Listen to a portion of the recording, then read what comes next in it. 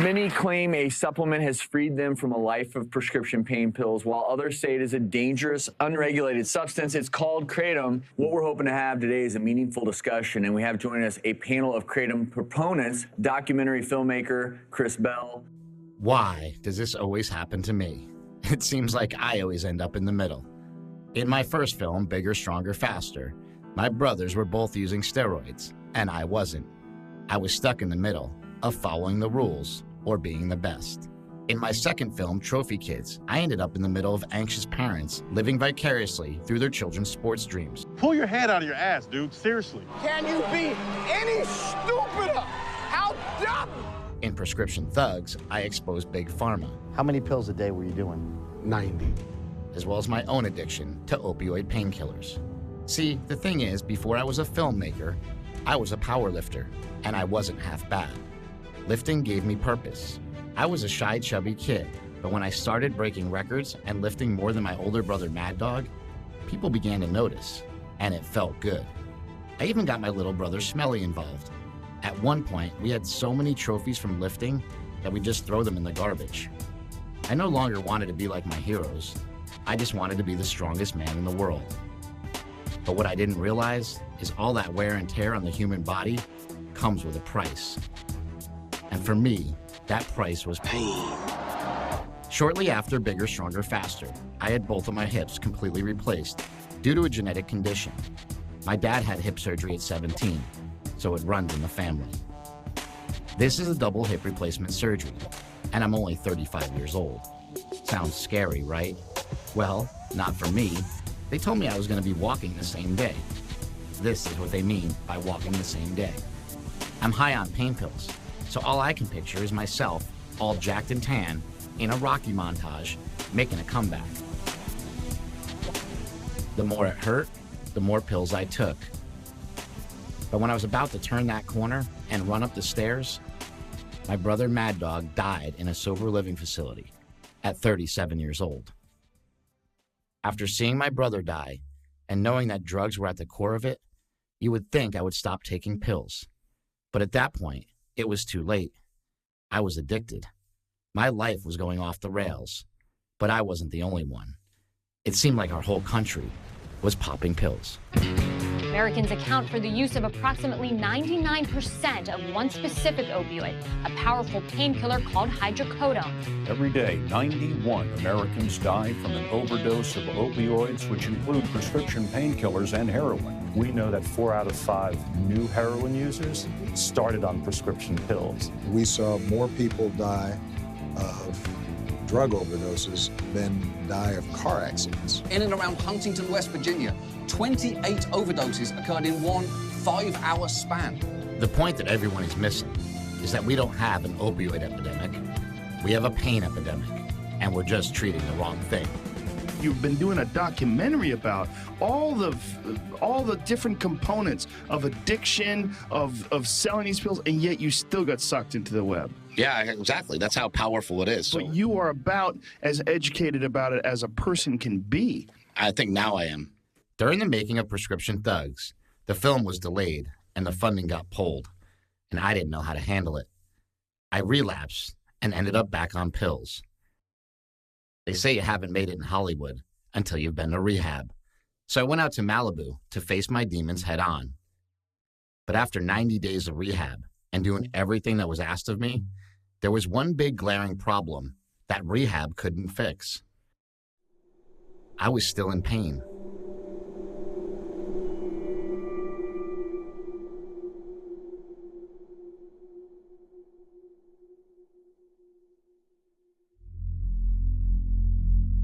I had kicked my addiction and was back on the straight and narrow.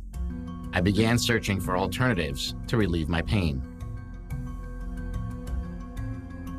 So after I got done with the opiates, I was on Dr. Drew's show, and he said, well, you should try Advil and Tylenol in combination.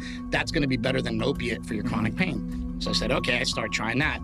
Then I get a phone call from my friend who lives in England, who tells me he just had a kidney transplant because of all the NSAIDs he was taking. NSAIDs are non-steroidal anti-inflammatories, things like the painkillers found in Advil, Aleve, and aspirin. So what's the answer? Am I supposed to just live with the pain? Then I got a call from a familiar voice. It's good to see you. I missed you, man. I haven't seen you in so long. We haven't even talked in a while. My friend Horseshoe said he discovered the Holy Grail, a natural painkiller that won't kill you called Kratom. When did you start taking it? About 9 months ago. Yeah. And how do you feel? I feel great. You know, so we talked in Prescription Thugs. You had a massive, massive, massive stroke, in the words of your doctor. Does it help with that? It helped me immensely. Yeah. How do you handle pain? I take Kratom. How'd you handle it before? Look, man, I would stand up. I would walk like this. You remember, I'd be walking like this. You know what I mean? Hunched over for 20 minutes, and you know what I mean? Yeah, slowly working back up. Walking slow. Now I just stand up. You know what I mean? Stand up, walk around. You know, that study came out, it was like 65 wrestlers under the age of 50 have died. Yeah. And they blame steroids all the time, right? It's not steroids. It's the wrong combination of drugs. It's probably alcohol with Vicodin with cocaine. You know what I mean? I knew as long as I stuffed myself with painkillers, I couldn't feel it, and I couldn't feel the pain, and I would go as long as I could until my body couldn't go anymore. Yeah, Vicodin and vodka were my closest friends. Wow. And my closest enemies. Once I had the stroke, I refused to go back to pain pills. You know, before I had the stroke, I was doing about 90 pain pills a day for 7 years. And then when I had the stroke, when I recovered, I refused to go back to pain pills, and I found Kratom. Horseshoe pointed us to Vegas to meet his friend Kelly, who's been selling Kratom since 2010. He owns one of the top Kratom companies in the country. I used to be into boats and boat racing and so forth, and I was in an accident where, you know, I broke my orbital and broke the right side of my face in a boat crash. When I went to the doctor, especially for the orbital, there's nothing they can do, so they give you pain medication. They gave me Percocets. And he gave me, I want to say, 60 pills with 3 refills. Or stuff I really needed for a week. A week, maybe 4 or 5 days, maybe. Like everybody else, I started taking the perks, and they kind of become habit for me, and then you start thinking about, well, shit, my day might not function quite as well if I don't take this, so I better take it. And, you know, and it led to the point where now when I wanted to stop, I was going to get sick. Somebody had introduced me to Kratom. I was involved in the head shop industry. I owned a couple smoke shops at the time, and introduced to Kratom, and it was a real easy transition out of the Percocets. What's so special about this stuff? Why should we care about Kratom? You know, well, for one, because it's been so helpful to so many people. We know that it's been a medicinal plant for hundreds of years. There were tribes in Indonesia that used to build their village around a series of Kratom trees because it was central to their way of life. So if people have been using this for hundreds of years, why have I never heard of it? Dr. Darshan Singh has been studying the traditional uses of Kratom in his homeland of Malaysia for over 10 years.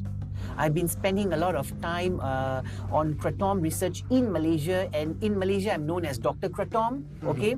So I've been going in, trying to understand why people use Kratom. If I were to make my own Kratom tea for personal consumption, I would just have to go behind my house and just pluck maybe like about 20 leaves, just brew it, and I will just switch off the fire and then allow it to cool down, and then I'll just consume it the whole day. So you guys don't have an opiate crisis like we have over here? We have opioid addiction problem. People are using Kratom to self-treat opioid abuse, alcohol abuse, and crystal meth abuse. You can actually use Kratom to treat chronic pain. And you can also use it to treat opioid addiction because opioid addiction is also associated with pain. In traditional settings, those who are using Kratom, they are not labeled or stereotyped as drug addicts or drug users. They do not engage in criminal behavior. If you were to compare heroin or morphine users on the street, they do engage in risky behaviors. They do commit crime because they have to support the addictive behaviors. While Kratom users in traditional settings, they use Kratom for medicinal purpose. And people living in Southeast Asia, like from where I'm coming, Malaysia, people have been using Kratom for 200 over years, okay?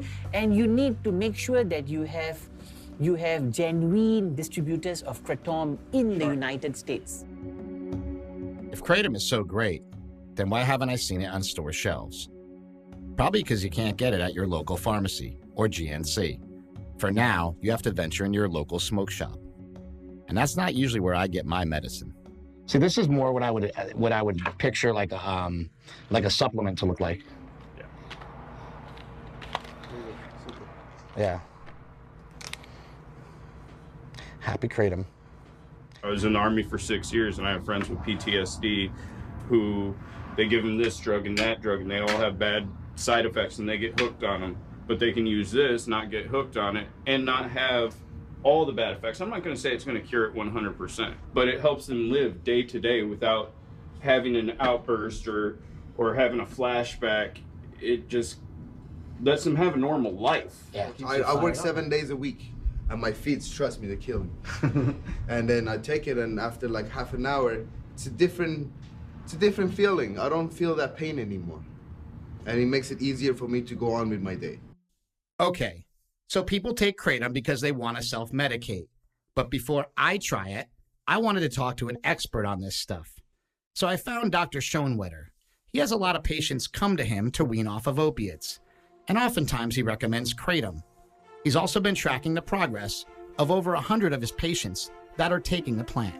There are so many compounds within the plant that the plant itself is a virtual pharmacy. The beauty of this, of course, is you don't need me to write it on a piece of paper. You can just get it yourself. So it's a great backup tool if you need something with a little more oomph than leave. There's a thing called affinity and a thing called activity. Affinity is how much substance will stick to a receptor. So if you can imagine having super glue on your finger and touching a piano key, you've got a very high degree of affinity. But activity, even though you're stuck to the key, you may not be able to press the key very loud. Kratom seems to have a high affinity for some of the opiate receptors, but it has a ceiling, and so it has a limited activity. It's not dangerous, but heroin or the strong opiate can push the key and make it really loud. Whereas buprenorphine and kratom aren't able to make it as loud. They're stuck to the key, but they can't make it play as loud. I'm taking it today because I've had problems with arthritis and a knee effusion. So I'm able now to get off the walker and get off the offloader knee brace, and I'm back to myself. So tell me how you came across kratom. I got introduced to it as the guy that was putting gas in the car. My wife had a migraine headache. She said, well, I'll go dig up something here at the station. At that time, a lady of the evening was stepping in and reached behind by the cigarettes and alcohol and pulled out a packet of kratom. My wife immediately said, what's that? The kind lady said, it makes a lot of the aches and pains just go away. Janet says, I'll take one. Got in the car and said, Phil, what do you know about this? I know nothing. Absolutely nothing. I drove on, we headed south, and about 65 miles later, she said, Phil, the headache's gone. I said, really? I said, do you feel drowsy, dopey, sleepy? No, I want to drive down. Have you seen a lot of side effects with kratom? Gastrointestinal was the predominant side effect. So I took a whole bag myself to push the limits to see if I was giving anyone a toxic dose. I got constipated. That's about it? That's it. Dr. Schoenwetter assured me that kratom was safe, but let's check out the science. Went to pharmacy school to understand what it is about drugs that can make us heal or can hurt us. This is Dr. Chris McCurdy.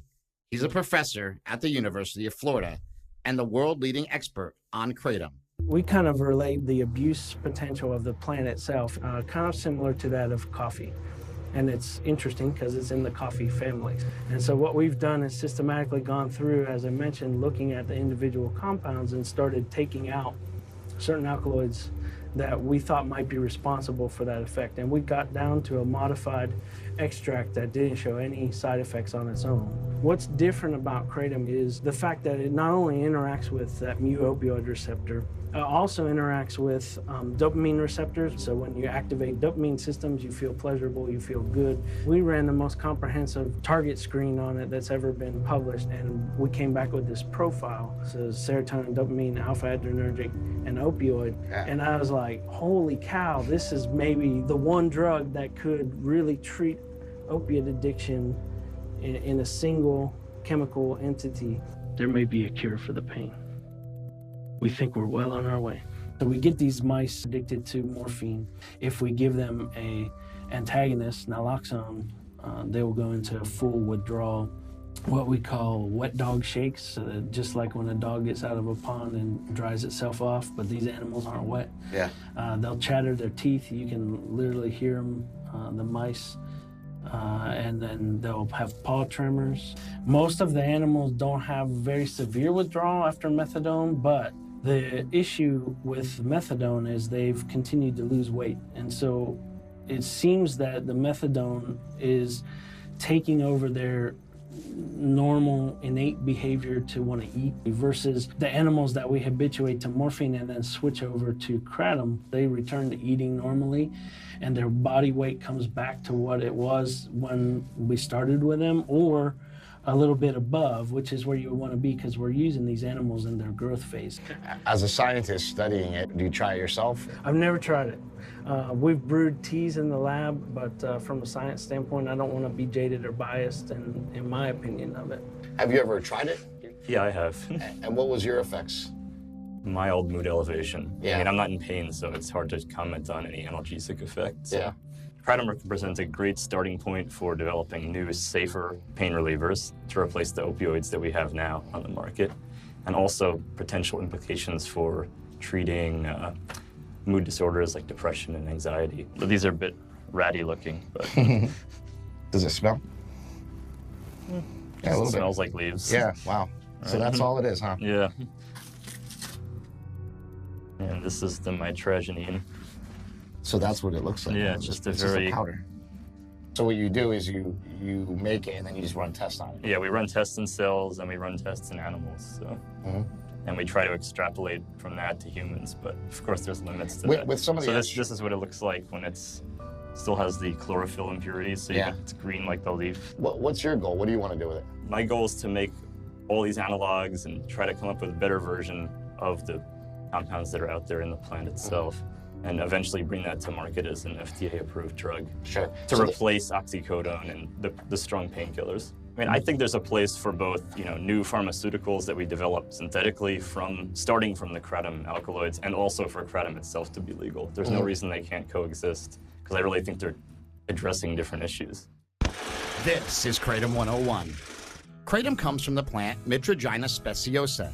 It's a plant in the coffee family that grows in Southeast Asia. The kratom plant has been chewed, ground up, or drank as a tea for over 2,000 years in traditional and religious rituals, with zero history of fatal poisonings or deaths, and very little known abuse. Kratom is made up of over 40 alkaloids. What are alkaloids? Alkaloids are the active ingredient in the plant. Caffeine is an alkaloid of coffee or tea. The active alkaloids in kratom that are responsible for its health effects are mitragynine and 7-hydroxymitragynine. The way the plant is set up, at low doses, it works like a good cup of coffee. At high doses, it works like a mild opioid painkiller. These alkaloids affect what is called the mu-opioid receptor. That's in your brain. What else does it do? Well, nothing that's actually been studied on humans, but it's been reported to lower blood pressure, relieve pain, boost metabolism, improve your immune system, ease anxiety, help with addiction, eliminate stress, prevent diabetes, induce healthy sleep, and improve sexual energy. These statements have not been evaluated by the FDA. We were talking about what I think we say kratom. I think we call it kratom. I'm going to take some right now. It takes like an hour to kick in, and this is a very mild dose. It is 12:23. At 1:23, I'm going to start asking you weird questions. Comedian Shane Moss used kratom to help him after a nasty accident. About 3 years ago, I was out hiking, best shape of my life, and I jumped off a thing that was much too high. And I broke both of my heels. One of them exploded. Had to crawl down a mountain for a few hours. That's doctor's words, is that it exploded. I was like, really? That's your diagnosis? Is my heel exploded? They must have had you on opiates, right? They did. Yeah, I remember that I got my first shot of morphine, and right away I was like, whoa, I get it. I get why people like this. I don't understand how both of my feet are broken, and this is the best I've ever felt in my entire life. I don't see how that's a legal thing. This is all pretty numb in here. It's coming back. it feels better all of the time. The reason why I'm wearing these baby skin bootsies is because my girlfriend picked them out for me, and she controls the puss distribution. I was just complaining about my dumb foot to a bunch of comics, and they were like, oh, you should go to the Kratom bar. And I was like, what's that? And they're like, oh, it's this, it's supposed to be good for pain relief, and it's some natural thing, and you can go to a bar and drink it, and I found out it was legal, and I was like, it's probably no good.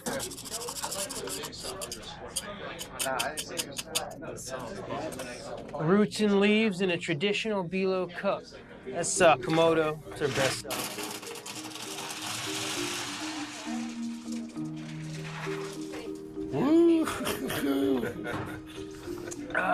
Earthy notes with an oaky finish, huh? Oh, no, Yeah. Earthy notes means it tastes like dirt. But after about 30 minutes, I began noticing that I was more focused, more alert, and more important, out of pain. And all of a sudden I could walk like a normal person. Like I hadn't walked so well since my accident in 2.5 years or whatever it was at that point. And I was like, this is amazing. What is this stuff? There was one other place, a head shop in Chicago, which sold it, 2006. Then we started, we were looking for different herbs, because that's what we sell here, raw, indigenous herbs and beverages. And then we tried Kratom, and people, hey, what was that stuff you had? And we started ordering it. You're basically just grinding raw leaf, so you get it straight, put it in water. Yeah. Or juice Kava. or whatever, and kava, and Kava root. just making drinks, right? I mean, so it's just as raw as natural as you as get. It's raw as you get. What's it do for you? It's like it's a calm energy, and you get just a focused, clear mind. It's relaxing, but it's stimulating at the same time. It's nice to come here and have a Yeah, place just to like go instead of going to the bar. Exactly. Cool. There's somewhere to go, mellow. Yeah. So. How often do you come here? I come here kind of every day. I used to take Adderall. I don't take it anymore. I took it all through growing up and stuff. Yeah, it just takes the edge off in general, If you're feeling kind of tense, which I usually am for whatever reason. Wow. Kratom looks like a game changer. But then I turned on the news, and things started looking a little different. I should have known. If something sounds too good to be true, it probably is.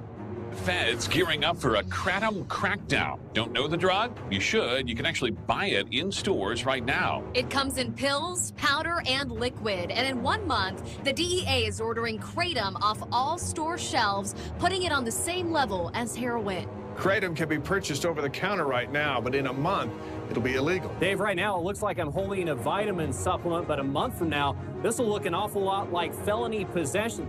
On August 30th, 2016, the DEA issued a notice of an intent to ban Kratom.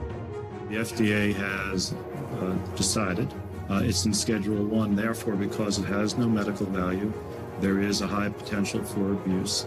And most importantly, we're now getting data from folks around the country that people are dying from kratom overdoses. They cited 15 deaths and over 600 calls at poison control centers, which deemed it a national health emergency.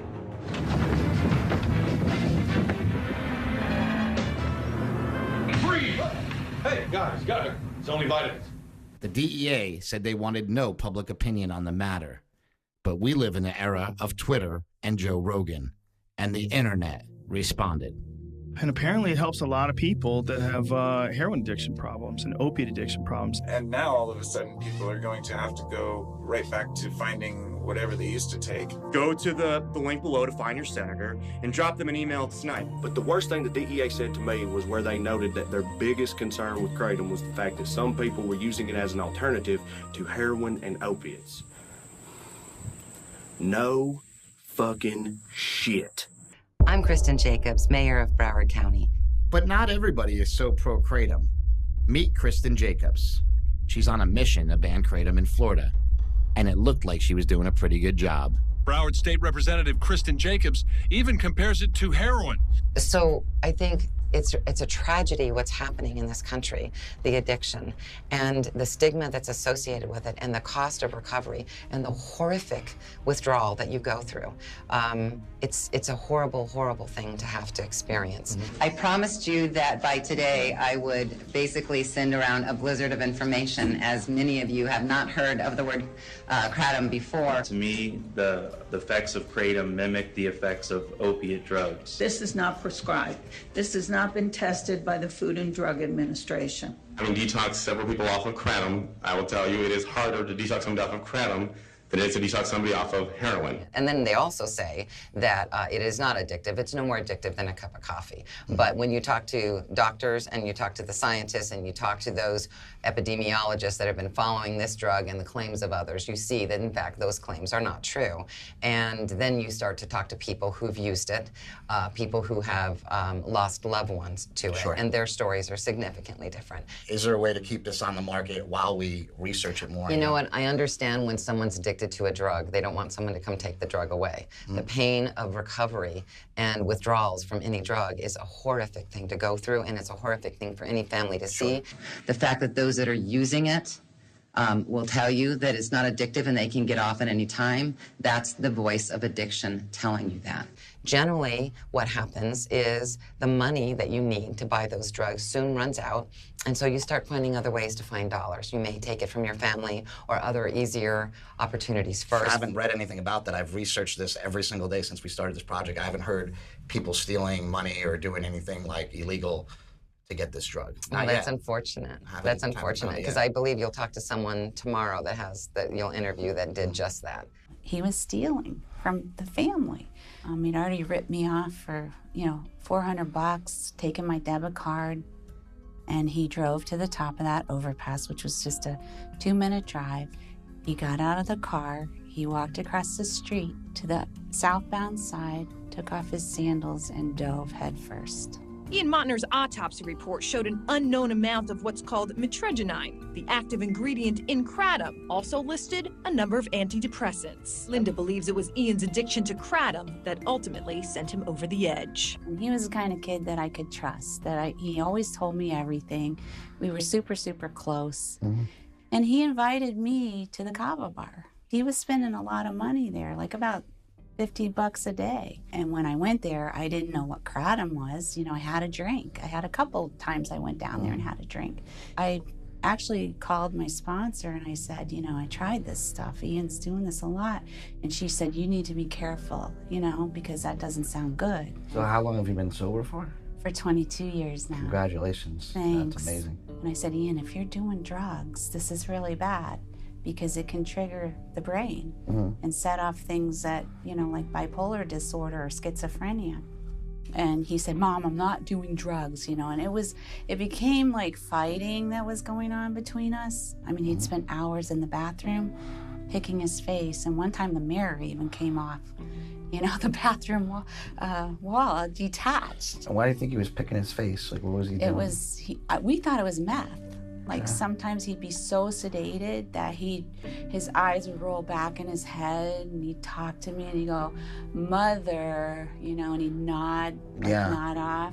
And that sounds like more like a heroin. Or like a nodding off on like pills or something like that. That's kind of very similar, more important and important for parents to know. Like he was on medication as well, right? For psychological issues, right? So if you're on medication and you're taking something that affects your brain, then we're really, kind of playing Russian roulette there. You don't know what you're getting into at all. I've been accused of everything from, in blogs, from kicking my son out of the house because he was gay.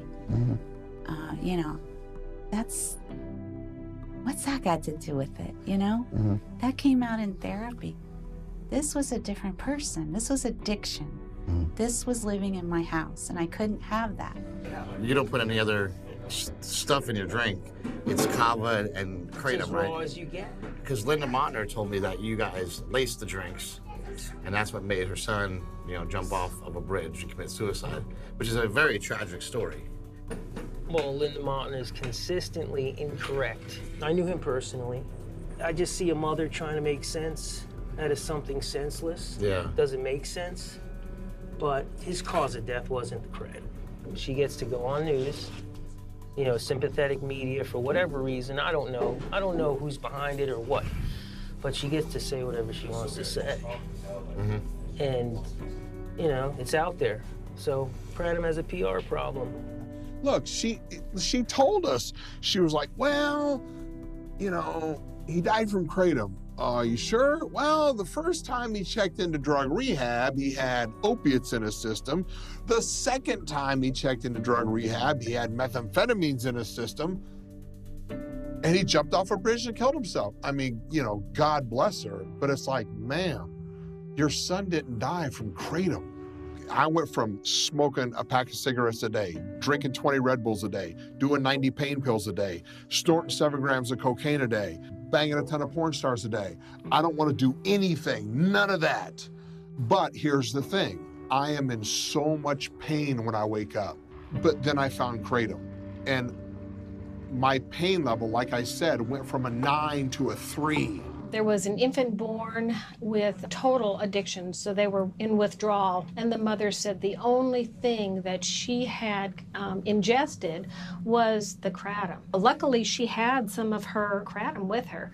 And so they sent a sample to us, and we found that the actual kratom sample was adulterated with the hydrocodone. Yeah, I mean, in Sweden, there were a bunch of deaths because of this laced product with O-desmethyl tramadol, which is a very potent synthetic opioid.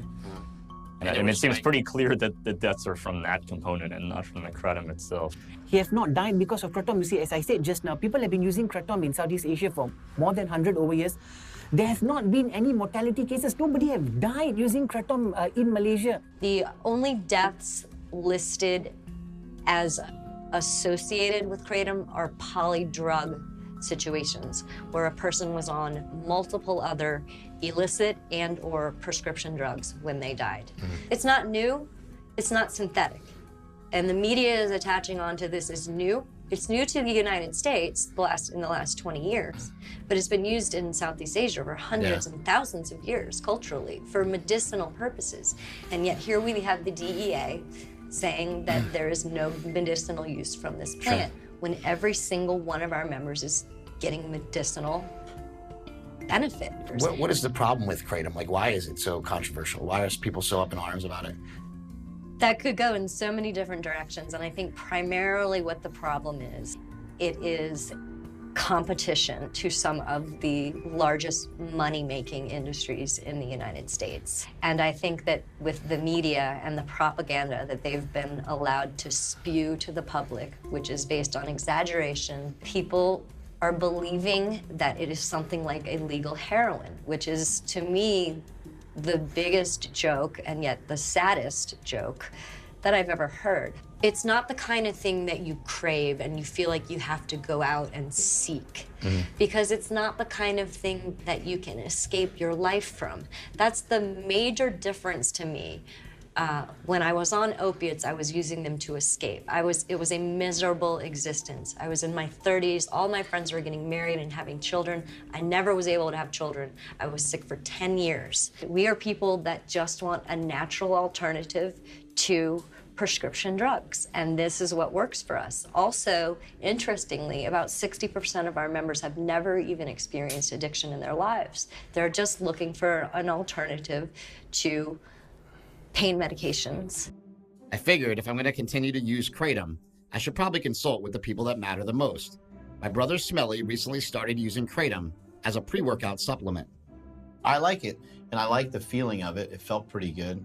What kind of feeling did you get from it? It just kind of almost gave me like a sense of calmness and maybe a little bit better focus even. Yeah, I wanted you guys to try it because I didn't want anybody to be scared of what I was taking was like one of the main reasons. Has it caused any concern for you or? It doesn't seem that powerful to have a negative impact on your life. You know, I guess that's what we're talking about here when we're talking about addiction. Like, who cares if you're addicted to lifting weights if it doesn't hurt anybody else? You hurt your elbow, you're kind of, you know, beat up. How do you cope with pain? I usually just I mean, I usually just deal with it, you know? So for now, I'm trying to actually like listen to the doctors and stuff and use my arm a little bit less. I'm trying not to do any upper body exercises at all. You know, as long as I can get back to it at some point, it is what I love to do. So whether I have to have a surgery or whatever, I'll deal with it at that point. You know, I had 1 knee replacement, 2 hip replacements, so they've been fine. I have no problem. I was riding my bike between 5 and 7 miles a day, you know, everything. And as I'm going to hand a guy a bag, I trip over a curb and I get this groin pull somehow. They gave me some hydrocodone to take, you know, and that was helping. I'd take 2 in the morning, 2 in the afternoon, 2 at night, but it was still really painful. Then you had given me some kratom. I think it was, I can't remember exactly, but from April on, I was fine. I wasn't taking the hydrocodone anymore. I was taking that and I was back to riding my bike. I rode my bike all summer. And so I've been taking 2 a day. It doesn't make me high. I don't realize that I took it, but I'm always happy. I'm always in a good mood. I've never really been a person that was depressed or anything. I mean, I hate to be cynical, but like everything in this country is run by money. The government's not going to do the research, and the pharmaceutical companies aren't going to do the research unless there's something in it for them. If there's something in it for the government, they'll do it. If there's something in it for the pharmaceutical companies, they'll do it. But if there's nothing in it for either one of them, they won't put up the money. So if you come up with something like that, you've got to come up with the studies. What do you have going on with you? Well, it's an entrapped nerve in my back that's making the pain go all the way down into my leg and making me lose movement in my leg. And it's like 24/7 pain. Unless I'm sleeping, I don't know. I don't have any pain. Other than that, I have pain all the time. And I don't think people shouldn't try something for pain. I just don't think they should take more than they should. And I think all of it, the kratom and all, I think they're trying to stop it because they're probably trying to make it so they can sell it and make money. Why are you afraid to try it? For pain? I don't know. I just never tried any kind of anything, and so. But if the doctor gave it to you, you would try it. Well, I probably would. So my mom was afraid to take kratom, but my friend's mom didn't hesitate. This is Tony from the gym. His mother started taking kratom to get off of hydrocodone and a lot of the other pills she's been prescribed. You're 89 years old, huh? Yeah. You look fantastic. Well, thank you. Like a spring chicken, 89 years old. Come on. Some days I feel like it. You started taking kratom recently, huh? Yes, because I'm on a lot of medicines. I'm on about 15 different medicines. Levothyroxine, Benicar, amlodipine, hydrochloride, hydrocodone, alprazolam, take calcium, the Prolia injection twice a year. I don't know a lot of people take as much medicine as I do. I have a sister, 91, in there. She takes 6 pills a day. I'm just tired of pain. Yeah. And if anything else can help me without me taking all of these medicine, I'd try. The DEA is trying to make it a Schedule I drug, you know, on par with heroin and these other drugs, but you've taken it. You don't see it that way, do you? Doesn't make you high. No. I do what I want to do, like always. What kind of stuff do you do every day? Everything I want to, if it's nice outside, I'm outside in the yard or whatever, because if I'm just sitting, it's worse. If I move around or whatever, then, I feel better. If you're moving, you're not in pain. I'm in pain, yeah. But I just I just don't give in to all of it. When the government tries to ban something people want, the people band together and march on Washington. Kratom advocates were able to get 120,000 people to sign a petition to keep kratom legal. This march was a last-ditch effort to get the DEA to put the brakes on a Schedule I ban.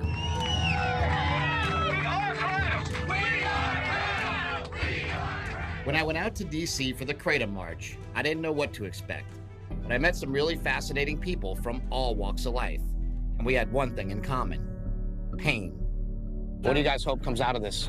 That I get to keep kratom in my life because it saved my life. I was pretty much suicidal before my doctor. I went in there suicidal. I got pregnant, actually, and I was sent to the methadone clinic. I had to have my daughter on methadone, which was a complete disaster, pretty much. It's a very emotional subject for me. I watched my daughter go through withdrawal for 6 months afterwards.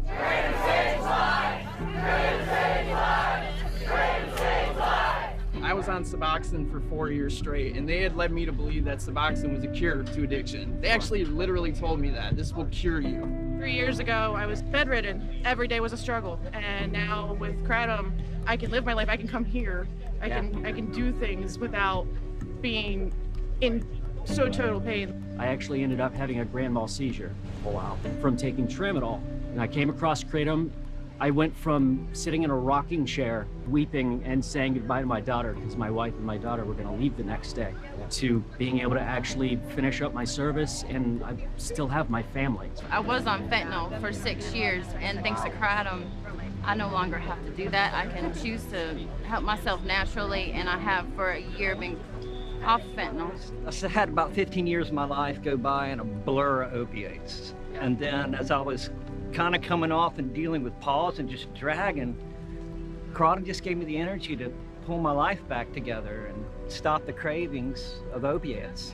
Oxycontin for breakthrough, oxycodone for breakthrough, 15 milligrams, and tramadol. So you were addicted to these, obviously. obviously. Oh, yeah. I was going through withdrawal symptoms when it stopped. And Kratom actually helped you get off of I reduced all my pain medications. I was on tramadol for a long time, for over 2 years. You go through a lot of pain. You're a professional football player, right? It's given me my life back. What is this DEA ban? What is it going to mean to Kratom users? It turns them into criminals and drug dealers and drug addicts and drug users, and will mean for a lot of people depression and suicide. So I was deployed constantly. I was home for a couple months. I'd get deployed again. I got out in 2007 with PTSD so bad that every time the phone rang, it set me off. I couldn't check the mail. I wouldn't leave my house. I lost myself because of medicines. Me too. I lost myself because of my service to the country. I lost everything I was. But now I'm a Kratom. I've been given a new lease on life. Drew Turner spent 9 years deployed for the U.S. Navy. He was honorably discharged when his shooting hand was smashed by a prisoner at Guantanamo Bay. He suffers from severe PTSD and Mage syndrome, which causes uncontrollable facial tics, and there's no cure for it.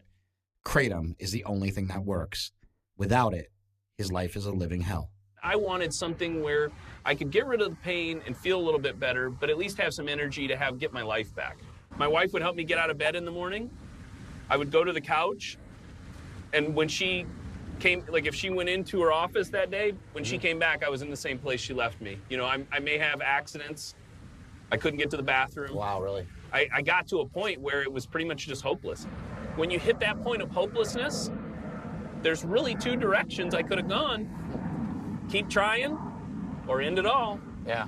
And I'll tell you, one thing I'm not going to be is one of those 22 a day.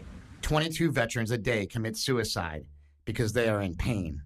Whether it's emotional or physical, many experts say your body can't tell the difference. This is Peter Guidry. He runs a bicycle rehab program for veterans. They've been combating PTSD and addiction with bicycles, natural foods, and herbs like Kratom. I feel forgotten. That's why we called it Forgotten Not Gone. It was just the honest truth. You know, they forgot about us. Am I going to be a broken vessel and just join the ranks of every veteran complaining about the obvious? They haven't been taking care of our veterans since the 70s, right? They didn't take care of our Vietnam-era veterans. They didn't take care of the Gulf War. So why am I so confused enough that I'm baffled and I want to kill myself? Yeah. I realize the VA set up to do what they do. It's acute medicine, right? It's a hospital. When's the last time you went to the hospital and had a breakthrough mentally? Yeah. You go there to get drugs. You know, a lot of the veterans are coming or are over-medicated right now from the drugs they're taking at the VA. I think at one point we counted 26 different types of prescription medications that I had at one time had active prescriptions for. I'll spend weeks where I don't sleep, pretty severe nightmares. You know, just everything that I can feel bad about, I feel bad about. I got addicted to my pain pills that they gave me through the VA for fibroids. Fortunately for me, mine was kind of monthly and, you know, here and there. But for my husband, he's in constant pain. Yeah. So he just sucked it up, and I guess he just got more and more depressed. It got to the point one time where I stole his last few pills. And he went to look for his pills, and he didn't have any. And I don't know what he was going through at that time. And he was like moaning in agony. And I remember lying next to him thinking, would he shut up? Because he's messing up my high. But now, finding out about alternate forms of healing, we're talking about kratom, that helped me just deal with the pain a little bit, just so I don't mentally get so far out that I'm doing something self-destructive. By the point where I started taking kratom, I was mentally and physically a mess. Yeah. You know, you could roll me up, stick me in a garbage bag, and put me out at the curb, and that was about all it was good for. What are the side effects from that you get from kratom? I smile a little too much. You're a liberal. You're I am a liberal. redneck. I'm a liberal redneck, which people think is an oxymoron, but it's not. I'm also not a unicorn. There are more of me. We do exist. Trey Crowder is a stand-up comedian known as the liberal redneck. His YouTube video about kratom got over 200,000 views and got a lot of people to sign the petition to keep it legal. This is kratom. It's a tea made from the leaves of a plant related to coffee that has been consumed in Southeast Asia for hundreds of years. And it's the only tea I fuck with that you can't get at a chicken buffet. I found kratom. I never heard of it, and as I started reading more and more about it, it's like, okay, it's related to the coffee plant, botanically, so it gives you energy and whatever else, but it's not the jittery kind that caffeine is. And I have become aware of the positive implications that kratom can have for opiate addiction, which is an issue that's extremely personal to me. Guys, my mama cooks the best crystal meth you ever had in your life. So good. So good. That's a joke. I'm kidding. My mama never cooked meth. She sold pills. That's a totally different thing. My mom had gotten wrapped up in pills and opiates, and not just doing them, she sold them too. So she got in trouble with the law because of that. She was went to jail a couple times over the course of me growing up. And then even when she wasn't in jail, she was, strung out or whatever. So she just wasn't really around. What do you think the future holds for kratom? Do you think it's going to get banned? Do you think it's okay for now? Do you think I think that they will end up banning it. I think it will become illegal. It's a mild stimulant. It hits some of the same parts of your brain that opiates do, and so a lot of addicts have been using it to keep off of the hard shit, which does not sit well with the lizards at the farm companies. Big Pharma is one of those powerful lobbying entities in the country, and I just knew. I was like, oh, what, this little plant that grows that can, can chop them off at the knees potentially? There's no way they're going to let that happen. This is where we have found ourselves, that we must regulate our own regulators and bring the truth about kratom to light. Meet Travis Lowen. He's the executive director of the Botanical Education Alliance. He's been involved in the importing and exporting, manufacturing, and analytical testing of herbal supplements for over a decade. Is there a detrimental effect to human beings short a long-term effect as a result of using kratom? And the answer is no. Through donations that we receive, they'll fly me out to other states, and I meet with state representatives or senators or whoever else might be that's influential as far as passing these bills and so forth, to basically present the science, to present the facts. Is it safe? Is this safe? Like, if someone was to sit around, can someone really overdose on kratom? The answer is no. Try overdosing on coffee grinds. It's not going to happen. What if a little kid found some pills and took them? If a kid found some pills and took them, he might be pretty excited and probably go play outside for. But it's not gonna. No, it's not gonna kill your kid. In Alabama, what's the big interest in banning it? What was the big, huge Alabama has the largest prescription painkiller use to any other state in the United States. Well, there are actually, the statistics show that there are more prescriptions for painkillers than there actually are people in Alabama. The science is out, the studies have been conducted, we've seen several hundred years of safe traditional use, and the answer is, as far as addiction and habit forming, anything can be that. Nacho cheese, Coca-Cola, whatever you want. Big Food spends billions to make our food more addictive. Sugar, fat, and salt have been shown to have a synergistic addictive effect. Cheese even hits our opiate receptors. Not nearly as strong as opioid drugs, but it does the same thing. It leaves us wanting more. In the food world, it's all about the flavor, the texture, and the crunch. And there's a concept called vanishing caloric density. If a food melts quickly, your brain thinks it has no calories, and you can eat it forever. Kind of like cheesy poofs. And companies study the hell out of it. I'm actually have been talking to a lot of people that use kratom to get off of opiates. We've seen it a lot, you know. Do you think that that's like kind of playing with fire? I mean, what do you think the problem is there?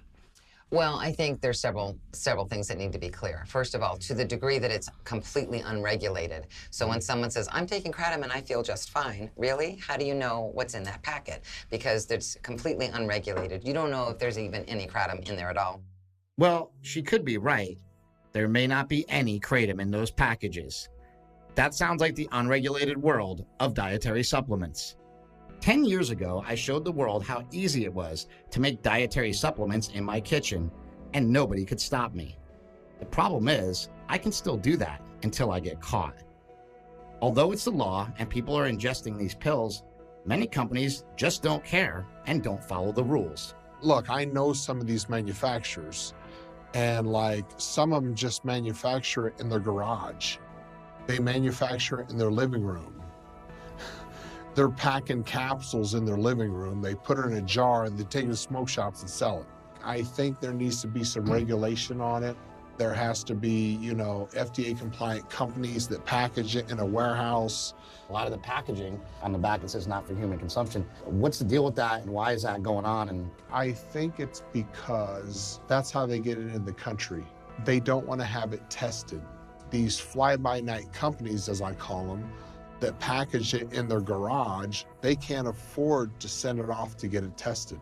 Do you have more of an issue with the industry or the DEA? Way more with the industry. Way more with the DEA, FDA, they're pretty consistent about what they want to do. And they're just doing their job.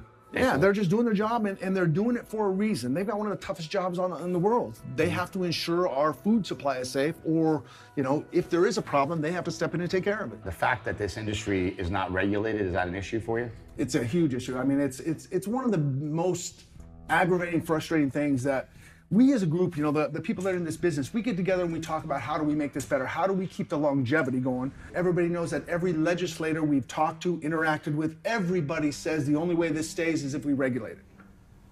Nobody's making the move towards regulation. For lack of better terminology, this industry operates like a bunch of head shop little fucking drug dealers. Nobody wants to work together. Everybody wants to do their own thing quietly, and we operate like a bunch of drug dealers. So the rules in the supplement world say you're either an FDA compliant label or you are not for human consumption. You are an adulterated product, you're not legal, you shouldn't be able to sell it. Because the people don't have, I mean, the people have a right to know what they're going to ingest. And if you do not have FDA compliant labeling, you're not disclosing what's in the package, whether it's safe, whether it's been tested, anything. It's all about money, right? It comes down to paying these. The majority of the vendors, every week they post this little list on Reddit where these guys are just the dirt bag of dirt bags trying to sell the cheapest kratom out there. When we have conversations, why don't you test your product? Well, I would have to sell it for more. Yeah. Or why don't you put this to a pharmaceutical co-packer and get this done right? Well, I can't afford to do that. Then you shouldn't be in the business. Sure. Then you got no right to be in this business. In the early 90s, FDA Commissioner David Kessler was concerned with the safety of dietary supplements on the market. So he proposed a plan that would treat supplements more like drugs. To get approved by the FDA, a drug needs to meet both safety and efficacy standards.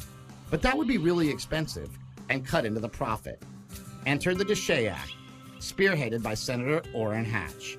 He's from Utah, where they make about 80% of the world's dietary supplements. He thought it'd be crazy to require companies to do safety studies on those pills Granny's been popping for 50 years, so he created the Dietary Supplement Health Education Act and rushed it through Congress on the last day of session. Any supplement created and marketed in the U.S. as a dietary supplement before 1994 was grandfathered into the system. So your vitamins from A to Zinc are safe. Hey, we can live our dreams. But how do we know what's on the label is in the bottle? We don't. Enter GMP regulation. GMP just means good manufacturing practices. It means products must prove their purity and test for things like mold, bacteria, salmonella, and E. coli. According to a recent episode of Frontline, because of the DSHEA Act, the supplement industry boomed to over 85,000 products on the market from over 4,000 manufacturers. And the FDA only has a team of 25 people to police it. Only a small portion of supplements ever get checked on. So should we even be concerned that kratom isn't part of this broken system? Or should we be looking for a new system?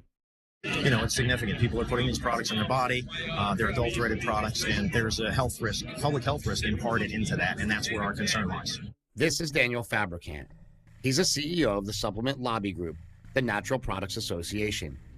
Yet he won't accept kratom as a natural product. You want to still have kratom on the market. I like it. I use it, Okay. for pain, so Well, I then like I it. think you go to, for pain, now pain is going to be into the drug side. Sure. Okay, so if you want to use it for chronic pain, you go to those kratom manufacturers and you go, hey, you guys have to develop this as a drug. But I don't want to be on a drug. I just want to take the natural plant. Okay, Chris, the point is you're making a drug claim. That makes it a drug by law because you're treating something.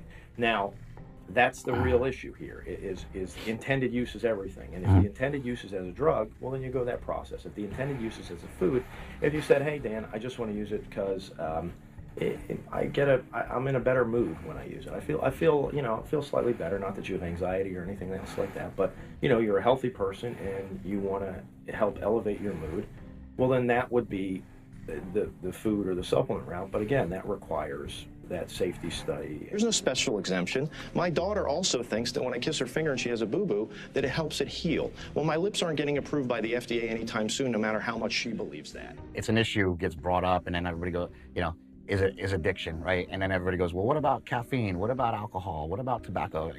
I guess, what about all that stuff? Alcohol is regulated one way. We don't let people, under 21 have it. Hello, Mindy. But you also have data with regards to the use of alcohol and things like that. Tobacco, similarly. Tobacco is regulated now by FDA, Center for Tobacco Products. There are also products that have been approved by FDA on the drug side to help you overcome nicotine addiction. So, again, I think with both of those areas, and I'm certainly not advocating the use of tobacco or alcohol, but sure. there's a scientific base. Yeah. And I think that's where some of the issues are. I just want to see people, no matter if whatever they're selling, whether it's the industry, whether it's FDA, whether it's someone in the industry with a new product, there's a system there. Use the system, use it appropriately. We're here to promote the use of natural products. It doesn't help anybody when people are selling things with claims that make them drugs. I think what we have here is a vocabulary problem, not a drug problem. The powers that be classify kratom by its intended use. So according to the law, if your intention is to elevate your mood or stay awake, then it's totally fine, and you can sell it as a supplement at a gas station with all sorts of claims on the bottle. But if your intention is to get out of pain or to get off of opiates, all of a sudden it's a drug, and it will require years of studies and cost on average $1 billion to get to market. Same exact substance. The way that this works is you actually train the animals to press a lever so many times, and after so many times they get an injection of morphine. They can get food or they can get drug, and they can choose between one or the other, and they usually end up choosing the drug. It makes addiction sound so simple. It's like, you hit this, you get a reward. I like it, I'm going to do it again. Unfortunately, addiction as a disease is that simple. A lot of people say it's a choice. I honestly don't believe it's ever a choice, except for maybe the first time. The people that are anti-kratom, I should say, are saying, like, look, if it's so good, why isn't pharma coming after it? I know exactly why pharma isn't going after it, because you can't get a patent around it. We filed a patent for use as a treatment for any kind of drug withdrawal. And it didn't go through, or? It didn't go through. Actually, we met with more rejections from the U.S. Patent Office than our patent attorney said they've ever seen. People have this perception that regular kratom use could actually cause serious dependence, and when you abstain from kratom use, it leads to severe withdrawal symptoms. I don't think so. The only thing is you need to know how to use kratom correctly, because in America, I believe that people don't really know how to use kratom. So you think that we're just scraping the surface here? You think that we can actually go further if we start learning how to properly use this? Exactly. If they can come, we can come all together and do good science. Exactly. And, provide some kind of funding to Christopher McCurdy. Then we can actually do good science, because as I said now, kratom has negative picture. The government is not going to provide any funding. It is difficult because, as I said, we are at the initial stage. And you get to see kratom using population is growing and growing and growing and growing. You have a PhD in addiction. Have you seen people die from crystal meth? Of course, I've seen. Have you seen people die from heroin? Of course, I've seen. And 0 from kratom. From kratom, I have not seen any serious medical problems. Dr. Holcomb, next, you're a board-certified general surgeon, practicing physician who, at first, was against kratom, but your personal experience with your son changed your opinion. Dr. Murray Holcomb is a general surgeon in Austin, Texas. His son Grant battled addiction and depression, and when he got out of rehab, he found kratom, which seems to be the one thing that really helps him. He's up in the tree. So. Oh, he's up there. Yeah. I got a DWI and I totaled my car just like 5 days before I went to treatment. So it wasn't your typical intervention where I walked in like they had planned it out or anything like that. Addiction later became a significant part of that, although in probably more often than not, addiction with issues that or medications that were prescribed by the physicians. I had a really bad leg injury in high school, wrecked a four-wheeler, and snapped my leg into like thirds. So that's the first time I was introduced to, painkillers. What were your days like back then? Take 2 swigs off the bottle that was next to my bed on the nightstand, pop a couple of my Xanax. Do that just so I would be able to go to work, so I could get myself up out of bed and go to work and work a full day, but throughout that day, popping pills as needed to kind of get myself through that, and then buy a bottle and work on finishing it. 1 in 5 adults will experience a mental health issue in any given year. 1 in 25 approximately believe a severe mental health issue that interferes with their ability to function or is disruptive to their life. 13% of the population is on antidepressants. I'd happened to visit a shop that had kratom behind the counter. I decided in a good way to try that before I got the hotel room and got a bottle or anything like that. And from that first day that I took it again, and it had been probably 2 or 3 years since I had taken it, that desire to get my hands on drugs or alcohol completely left. Kratom seemed to step in and give him just it for whatever imbalance he had. That's the key that fits him. So from that point on, and he'll be the first to tell you, Dad, it's not just kratom. It's, working on his spirituality, his relationship with God, going to meetings, giving back, exercise, takes kratom twice a day. He is not high, loopy, forgetful, inappropriate, anything. Eyes are clear, and we've seen him. Yeah. We've seen him in... He's anything but normal. Do you feel like it's addictive? I think it's got addictive properties for sure. I mean, obviously, and not necessarily physically, but psychologically. If there's something that's gonna make you feel better, I feel like that's addictive. Now that I'm sober, one of my favorite things to do is to help other people by sharing my story at meetings. I was excited to speak at Cliffside, Malibu, a place where I got sober, but then I got a phone call. So Mindy, who is our mutual friend, yes, just blew you out. Said, "We love you. We don't have a judgment on the kratom, but you're not speaking at our meeting." Yes, that's what happened. Sure. How'd that make you feel? I kind of felt hurt my feelings, to tell you the truth. Right. I love Mindy. It had nothing to do with her. It's just that I felt like maybe I wasn't sober anymore, and I don't know, am I?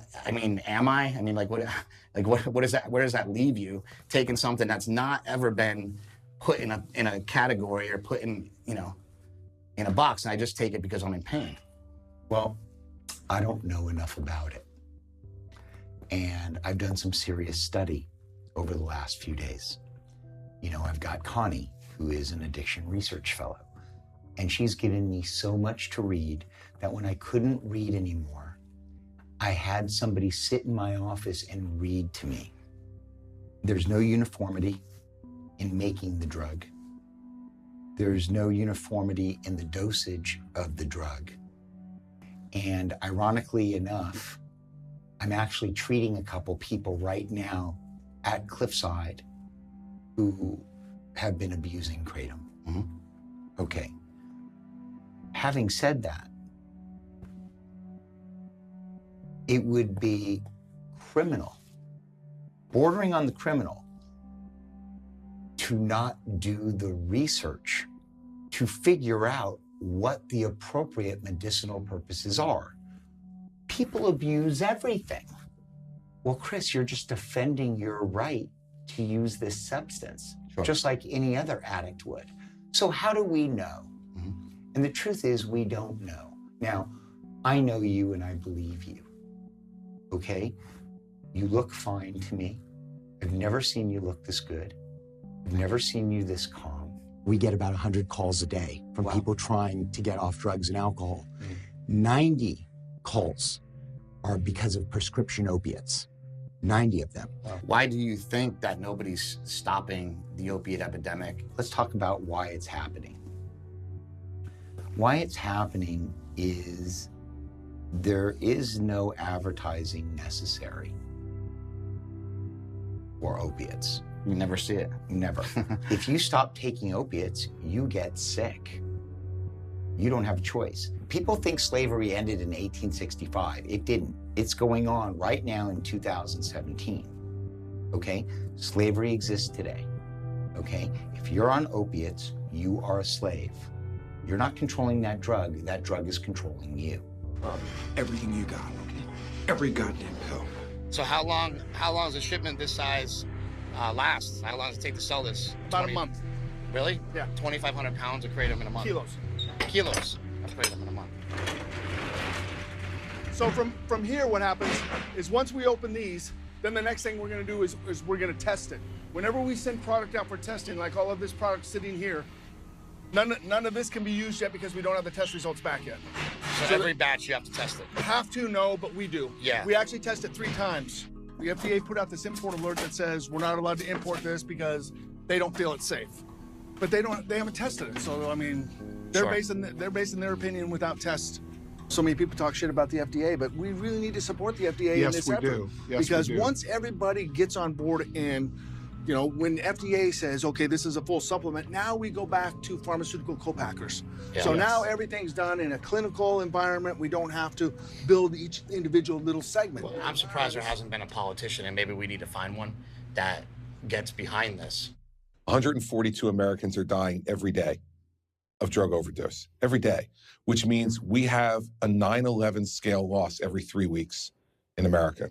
So the first recommendation we say to the president is you must declare a national emergency. This problem, Jake, is not happening. It's not starting on our street corners. It's starting in our doctor's offices and hospitals. Another politician trying to fix this opioid crisis is Congressman Mark Pocan. But kratom's illegal in his state of Wisconsin, and he wants to see that changed. So he and his colleague, Matt Salmon, wrote a bipartisan letter to Congress, begging them to keep kratom legal. And they got 50 other congressmen to sign it, which by today's standards is huge. This is one where I think the people are way ahead of elected officials on issues like this. They don't see it as an issue. And when kratom came up, again, it's something that's been legal in virtually every state in the country. We haven't had problems with it. And then all of a sudden to see it go to Schedule 1 just raised that red flag that we thought we needed to at least try to find a way to put brakes on it. And I think the important part is we did it in a bipartisan way because, so often things are either done from the left or the right. Sometimes you just got to do it right from where it needs to be addressed from both sides. And do you think that, banning kratom could actually hurt people? Well, absolutely. I mean, there are a number of people now we've talked to since doing that who've shared stories like yours that this is something that helps them, especially people who've been addicted to opiates. To take that away would seem wrong, especially if there's not hard evidence as a reason why. And so far, I haven't seen any hard evidence that makes sense why you could justify putting it onto Schedule 1. In fact, if anything, there's research, including from universities, that are looking at the positive effects of something like kratom. Part of why we have the opiate problem we have is that there was almost an overprescription of opiates and then an overreaction, like we often do, to stopping it. And then if people couldn't get now what they got addicted to, they went to the street and got heroin. And I recently was visiting a hospital in my district. A doctor came late, he goes, I'm sorry, I had my daily heroin overdose to deal with. I just got done with dealing with someone who came in. We should be shooting for every possible alternative way to make sure you can get people off of opioids. And unfortunately, I don't think we're doing that if we look at things like kratom as a Schedule 1 other than potentially a solution. Another potential solution for this opiate crisis might be ibogaine. Iboga is a natural plant from Africa, that can turn 20-year heroin addictions around in hours. The problem is, it's a Schedule I drug in the U.S. Dr. Deborah Mash is the world's leading researcher on ibogaine, and she's fighting to make it legal. I wonder what she thinks about kratom. Well, as you may know, I've spent my life's work working on a medication from Africa, another natural product called ibogaine. And ibogaine, which comes from the region of Gabon and Cameroon, another one of Mother Nature's alkaloids, we know can be used to successfully detox people off of opiates. So my worry is that, you know, we have people who are not opiate abusers, who have never partied with opiates, who now get introduced to the euphoria that kratom or mitragynine has. I think there's pretty good evidence that mitragynine is addictive. I think there's no doubt about the science behind that. So do we want another addicting opiate on the planet? Does it need to be studied more? Sure it does. We need more research. We need better molecules to treat addiction. Is there a place for developing mitragynine for the treatment of addiction? I'm not sure. There are many different ways that you can substitute an opiate to slide off of a heroin habit. Sure. And to not suffer from the withdrawals. And opiate withdrawals are terrible. So we understand why patients may want to have access to kratom, okay? But I want it regulated. I don't want it being sold, and maybe I'm getting old, I don't want it being sold in head shops. I don't want young people playing with it. We don't know enough yet, and I understand that historically a lot of people have used kratom. Yeah. I get it. But the bottom line that gives me pause over and over again is that we are faced now in the United States with a staggering epidemic of opiate abuse and addiction. I don't want to add to that. I don't want more people introduced to addicting opiates. But pharma keeps putting out stronger opiates. Pharma's another story, okay? That's a problem, right? Well, that's another, you know, I can't fight that battle. Yeah. Do I think pharma made mistakes? Oh, yes, I do. Do I think they're responsible for some of what we're seeing today? Yes, I do. But we also know there's more heroin on the streets than ever before, right? Yeah. Post 9/11, Afghanistan and the opium runs poison Americans. Just bring those drugs in. Yeah. And what we need to do is we need to help our brothers and sisters. We need to look at it with a humanistic eye to give people the opportunity to kick the habit the best way we can. And we've got to be bold. And maybe there's a place for kratom under medical supervision or in treatment centers. Mm-hmm. But, you know, without the money to work that up, it's not going to happen. In this country, every time we have an epidemic, we stocked and slap it, like the Diaz brothers. We weren't going to let measles, mumps, or rubella choke us out. Smallpox and Iron Mike Tyson KO in the first. Like the Terminator, we decimated chickenpox with extreme prejudice.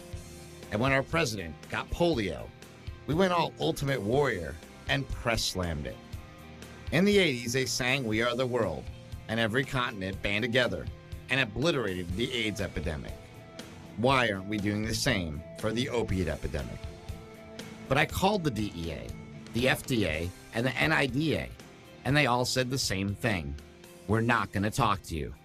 So it's time to take matters into our own hands. First, we're going to need some money for research. You know, Dr. McCurdy was just in England and he came out with all this new research and he's saying, you know, the real thing that we need is money for research. And you've done really well with kratom.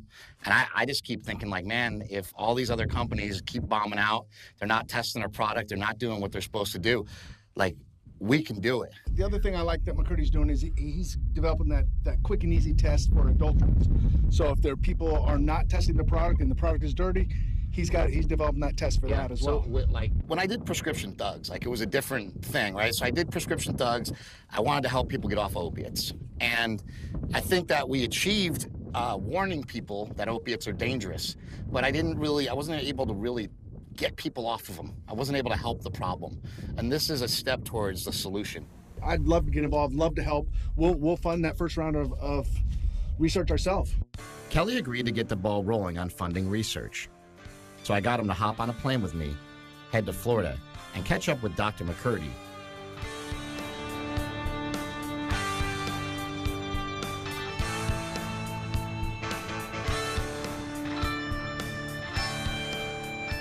And now it was time to talk about making a difference. Pain, emotional pain, and physical trauma pain chemically are the same inside the body. If we know that, how come we can't measure pain?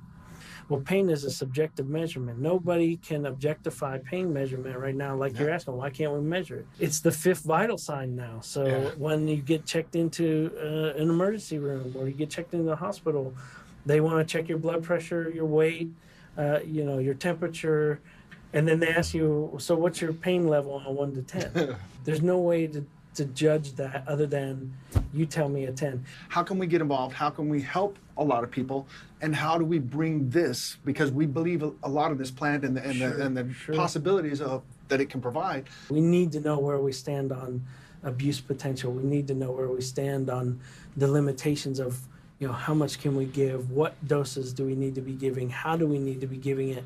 If we can have a standardized material that we know meets whatever the guidelines are for that standardization and doesn't go above or below that, so that every time you get that product, you're getting exactly what you signed up for. You can look at it in the spirits industry, you can look at it in the tobacco industry. If we eliminated all opiates from the face of the earth tomorrow, they find something else. Street chemists will make a new one. to go after, right? So I don't think it's going to be the end-all be-all, but I certainly think it's going to be a solution that will help people that are really interested in getting off of opiates. Why I became a pharmacist was because I wanted to help people. Why I ended up becoming a researcher was because along the way I fell in love with the fact that we can make discoveries that would impact far more people than if I was just at your corner drugstore. If we make a really important discovery, or we're able to be a part of a big process that can affect, not just people on the corner, but people on every corner, right? Not just in this country, but across the continent, across the globe. I would love to see in my lifetime that we were able to contribute in a huge positive way to opiate addiction, drug addiction in a bigger picture, because I really think this is beyond just opiate addiction, as we felt strongly enough about to file the patents originally on treating essentially every drug of abuse. So we got the team together. Team's here. We can do the work. This is exciting, and the reason I make documentaries. Dr. McCurdy has agreed to move forward with his research to the point of the first human clinical trials with kratom, and that can only happen if we're all on the same page. The DEA is soliciting public comment about kratom through December 1st. After that, it will decide whether it will proceed with any kind of regulation, permanent or temporary. Kratom advocates went to work and sent over 5,000 comments to the DEA. But as the deadline got closer, I started getting nervous. What if it wasn't enough? What if they did really ban this plant and make it a Schedule I drug? Then I got an idea, and I sent a text. It has these properties that have helped people bridge the gap when they get off of opiates, so they don't have withdrawals. It seems like this is a drug, or a plant, I should say, that just does not have enough. There's not enough data. There's not enough research. Not enough research. The vet I was talking about, he can't live without kratom. What are we going to do? Take it away from him? Yeah. Like, where's he going to go? Back on opiates? To the VA hospital? Like, it's... Fuck. What a weird situation. So we really need you, Chris. This documentary is actually important. The one way we can keep this legal and keep other things legal as well is everybody needs to go to a website that the DEA has set up. It's called kratomcomments.org. And if you make a comment by December 1st, the DEA has to read it. And your show is so powerful. If we can get 10,000 comments, then this is going to stay legal. New at noon, a massive public outcry has the feds doing an about-face on a controversial herbal supplement known as kratom. The agency was flooded with thousands of angry calls. DEA has backed off. After 23,000 public comments submitted to the DEA, 99.1% of the comments said, "Fuck off, this is good." And for now, kratom was saved. A spokesperson for the DEA told me on the phone that the response was overwhelming. They had never seen such a positive outpouring from consumers. There were a few comments against Kratom, one in particular from Dr. Daniel Fabricant, who also blocked me on Twitter. So there was a drug called Flocka. Have you ever heard of Flocka? No. Your body temperature rising to 105, 108 degrees. That's why this person had his family dump water on him. So I think Kratom gets lumped in with these synthetic drugs like Spice and Flocka that are, watch, this guy jumps into the back of the car. What the fuck? This is someone on Flocka? Holy shit. We see and hear paranoia. Please, and I taught. Relax. Please, and last time I shook and I taught my... Oh my God. I think it was a drug that they were selling in head shops down in Florida, and it got banned within, like, I don't know, a couple months of it being on the market. Always fucking Florida. God It's always damn Florida. Florida. The gateway to demonic possession. If there were ever an epicenter of addiction in America, it'd be Broward County. At the peak of the pill mill days, there were 89 of them there. Last year, 159 people died there, and plenty of people are more than happy to get you sober for a price. This dude charged insurance companies $58 million for drug tests that were completely unnecessary. All in Florida, all the time. Ian Montner was on 3 antidepressants they all have a black box warning on them. This may cause suicidal thoughts in young people and adolescents. And, you know, that's something that's like, now you get to say, well, he died from Kratom. You know, I don't think that's fair. Well, I'm not going to discuss that one case. I know what the state's leading epidemiologist will tell you. I believe your guys are going to interview him. Sure. I know what Dr. Mash, who studied it down in the University of Miami, will tell you, and what her white paper says. Let's regulate it. If there's a benefit to it, let NIDA work through this. There are companies, there's 3 companies out there that actually do it legally, like as a supplement, and they don't label it as not for human consumption. Most of the companies do, and I think that that's a bad thing. I think they need to get rid of that. And how would you propose they get rid of that? Do GMP, just run it exactly like the supplement companies run it. They test everything when it comes in, they test it before it goes out, and they know that what it says on the label is exactly what's in it. I think they definitely. Well, I wish you luck. Thank you. know it's a hard thing to have an addiction and to have to get over it. Yeah. And I understand the fear of anybody that wants to take it away. You've seen that throughout the country. The voices that are addicted to one drug swing over, and in my opinion, are addicted to Kratom and don't want it to go away. It was never a problem before. It's banned in its country of origin for over 42 years. Do you know why? Because it was cutting into the heroin trade. They weren't making enough money off of their drugs, Oh, that's so they had to cut down such a Kratom. freaking ridiculous soundbite. Kristen Jacobs couldn't seem to get any of her bills passed or garner any support. It's getting completely slandered. People are putting it with bath salts and spice, which is crazy. Everything in this package on this ordinance, it's all negative. It's not balanced. It's not broad. It's inexcusable. There are people that are hurting out there, and you want to ban this stuff and put them in jail. I know, Commissioner Jacobs, this is your last meeting, and I would like nothing more than to vote for something that you brought in your last meeting. But I'm not yet ready to vote on this. You are dealing with those who are addicted, and you're sitting there listening to those maybe addicts in the room saying that they're not addicted, and you're hearing others appear out of a lack of knowledge, and indeed even our own medical examiner, who doesn't exactly deal with live people. I guess it's not the voice of addiction, it's just the voice of reason. And it came down pretty hard on Kristen Jacobs. All of her bills got shot down, but she still keeps trying. After the hearing, the Florida State Law Enforcement Bureau conducted their own investigation and came out with this statement. A review of the information currently available through identified law enforcement and laboratory sources in Florida indicates that Kratom does not constitute a significant risk to the safety and welfare of Florida residents.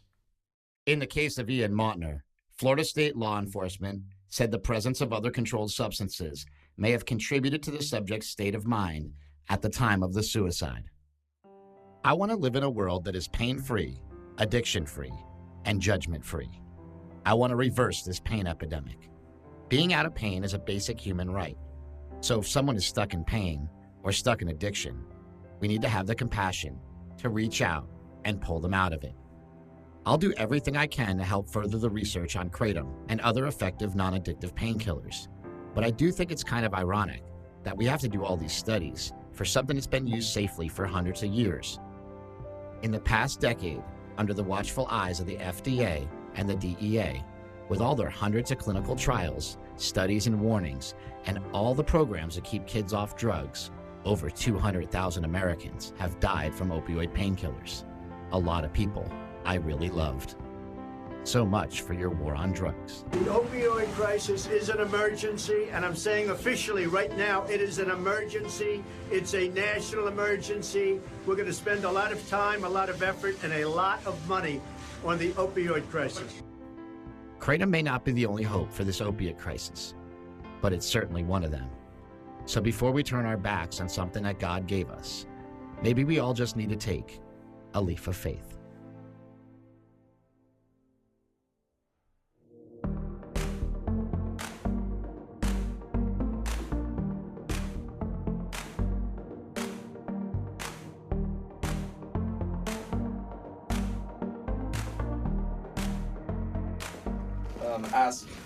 So when you did the studies, were there any side effects with the rats? So when you did the side effects, were there any studies with, were there This is side effects?